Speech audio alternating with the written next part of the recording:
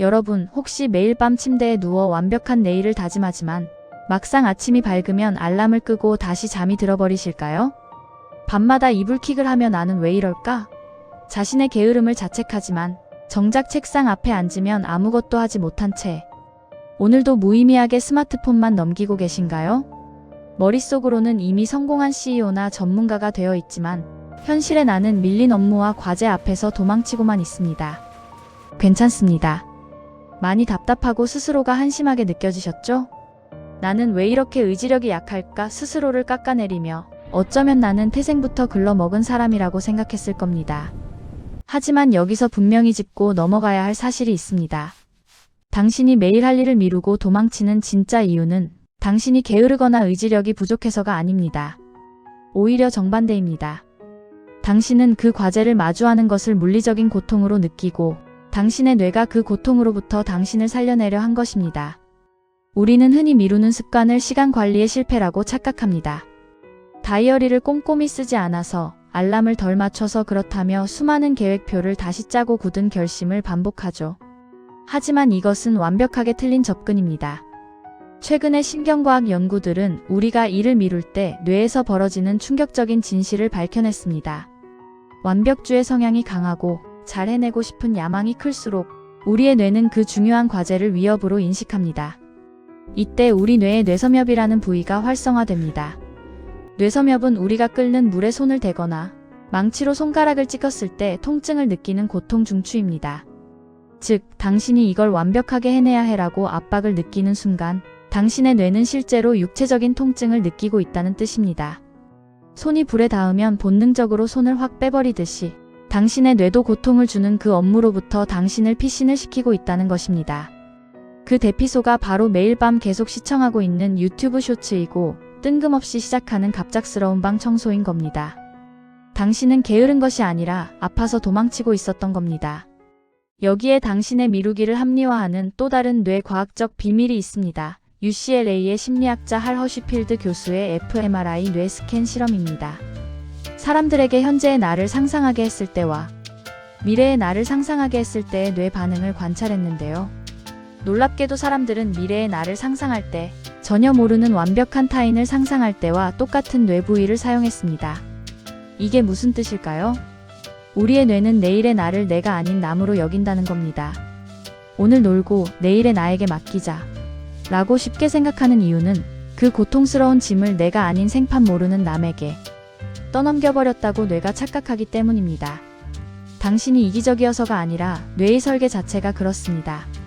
그런데 여기서 정말 위험한 건 따로 있습니다. 당신을 진짜 망치고 있는 건 스마트폰을 보는 행동 자체가 아닙니다. 바로 행동을 미룬 후에 찾아오는 끔찍한 자기 혐오입니다. 심리학에서는 이를 자기불구화, 영어로 셀프 핸디캐핑이라고 부릅니다. 인간의 자아는 상처받는 것을 본능적으로 싫어할 수밖에 없습니다. 그래서 최선을 다했는데도 실패하는 상황을 피하기 위해 미리 무의식적으로 실패할 수밖에 없는 핑계를 만들어냅니다. 내가 시간이 없어서 못한 거지, 제대로 했으면 잘했을 거야. 이런 변명거리를 확보해서 자신의 알량한 자존심을 지키려는 거죠.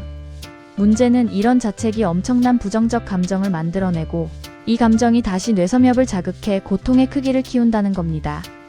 완벽주의, 미루기, 자기 혐오, 그리고 다시 미루기. 이 끔찍한 파멸의 굴레 속에서 당신의 뇌는 병들어가고 있습니다. 그렇다면 이 악순환의 고리를 끊으려면 어떻게 해야 할까요? 막연하게 내일은 꼭 해야지라는 가짜 긍정은 버리셔야 합니다.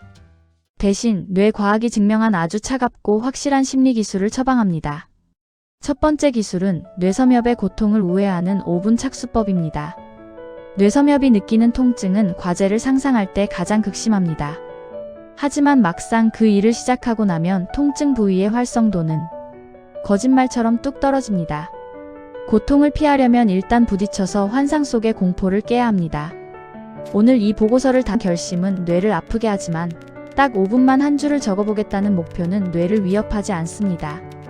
일단 5분만 버티면 우리의 뇌는 시작한 일을 끝마치려는 자이가르닉 효과를 발동시킵니다. 관성의 법칙이 뇌에도 적용되어 알아서 굴러가게 되는 것이죠.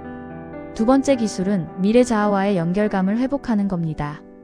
내일의 나를 낯선 타인이 아니라 진짜 나로 인식해야 합니다. 미루고 싶을 때 눈을 감고 내일 허덕이고 있을 나를 상상하세요. 그리고 소리내어 말해보십시오. 내일의 나도 나다. 내가 지금 멈추면 내일의 내가 다친다. 이 짧은 자기 인식만으로도 뇌는 책임감을 느끼고 행동을 교정합니다. 세 번째 기술은 자책을 멈추고 자기자비를 베푸는 것입니다.